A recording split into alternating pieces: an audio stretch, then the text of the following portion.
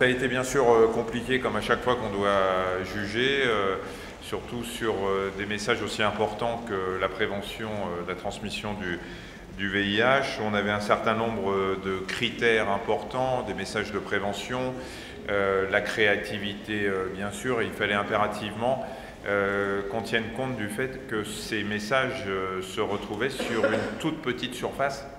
Je ne parle pas du préservatif lui-même, mais de la pochette. Vous voyez à peu près la taille. Il est bien évident qu'on ne pouvait pas mettre un roman sur une telle surface.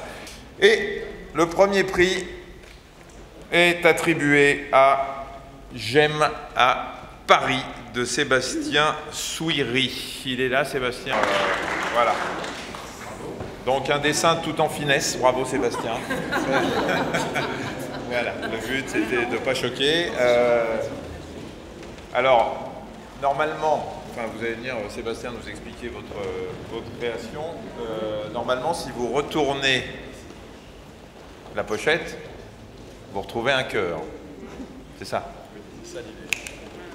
Je vous en prie. Dans mon idée, c'était de trouver un message qui soit très clair, rapidement identifiable, assimilable et qui marque les gens. Donc, et qui soit lié à la ville de Paris. Donc j'ai de suite pensé au dessin J'aime Paris ou I Love New York, c'est parti quand même de New York. Et très vite, le cœur s'est retourné et voilà, ça a donné un design assez brut, comme l'a dit Michel tout à l'heure, mais qui fonctionne. Moi, je pense que je suis de la génération qui a vu l'apparition du préservatif au moment où justement on débutait notre vie sexuelle en fait. Donc c'est quelque chose de très important.